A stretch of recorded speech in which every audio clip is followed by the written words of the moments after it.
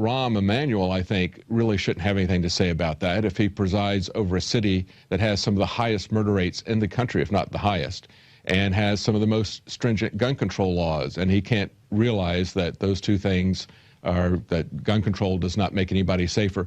But we have a report on that with Aaron Dykes. Here's that report. Aaron Dykes for Infowars.com. Now, we've already seen a big pushback against the system's gun control agenda. Now we're hearing from Rahm Emanuel that if you're not in law enforcement, if you're not a police officer, you need to shut your mouth and not weigh in on the Second Amendment. Put the police chief and the law enforcement community front and center. Everybody else, from politician to whatever, take a back seat. Because the police chiefs have a credibility and authority and a voice on this. First of all, we're not going to give up our First Amendment as you try to destroy the Second Amendment. We will never give up our First Amendment. We will never give up our Second Amendment. They are inalienable rights. They are not to be infringed. We're not going to be lectured to by the mayor of the murder capital of the world, Chicago, as you try to get these insane policies passed all around the country. But second of all, you haven't been listening to law enforcement who've been speaking up across the country saying we will not infringe, we will not enforce any unconstitutional gun laws. We heard a week and a half, 2 weeks ago from the Pennsylvania police chief of the small town who's introducing a Second Amendment defense ordinance to protect and keep the Second Amendment and saying they're going to nullify any laws which are unconstitutional and otherwise trying to infringe. We've seen Wyoming lawmakers and others trying to introduce legislation upholding the Second Amendment and reminding and sending the message back to Washington that they too will not be in part of infringing on the Second Amendment. And that's really what we need. We need people recognizing their legal jurisdiction at the state, local, and county level and saying, no, we're not going to cooperate with the feds. We will not participate in destroying our God-given and guaranteed rights. Now we're hearing from Sheriff Denny Payman of Jackson County, Kentucky. He too is saying he will not enforce federal gun grabbing laws. He's standing up for his oath. He's recognizing the fact that he is the highest law enforcement officer in his jurisdiction at the county level, and that even the feds do not have higher jurisdiction there and cannot tell him what to do. If Obama passes this, it doesn't matter what he passes. The sheriff has more power than the federal people. They need to go back and they study that. We're a commonwealth.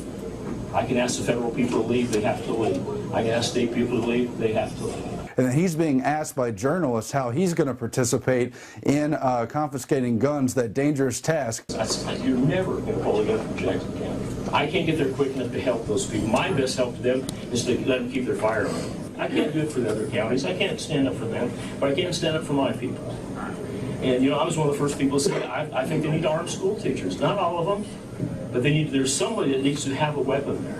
And it's so clear what's going on that this sheriff is saying the founding fathers will be turning over in their graves. The Second Amendment makes that very clear, and our forefathers made that very clear. Otherwise, they would have been so high on the amendment, it would have been down the list someplace. To me, I would be ashamed if one of them was in this room right now and having to listen to what we're having to talk about. I would be ashamed to have them sit here and listen to all the people that have given their lives for this right for us. And we just give it up so flippantly just because somebody says so. First of all, you shouldn't want to participate in destroying the things that make this country great. Our country was different. That's why the Bill of Rights and the Constitution gave us the, quote, 5,000-year leap. Second of all, this whole talk of infringing the Second Amendment, the fact that people see openly that the media and the Washington policymakers are collaborating to try to restrict the Second Amendment, is putting everyone on edge. That's why you're seeing record numbers at gun shows. That's why you're hearing from people that they won't put up with infringement on the Second Amendment. And police officers should not be a part of that. They need to send the message that they don't want to infringe either. We don't want to see violence in this country. We don't want things to lead to a civil war. But that's why right now we need as many of these sheriffs, of these local police chiefs, of these state officials to send the message back to Washington, no, no, shall not infringe. And if we do that, they'll stop, they'll back off. Signing off for Infowars.com. Visit Infowars.com and PrisonPlanet.com. When you're on the site, you can also tune in 24 hours a day to my daily radio broadcast. There's also a free iPhone app to listen to the syndicated radio show when and where you want.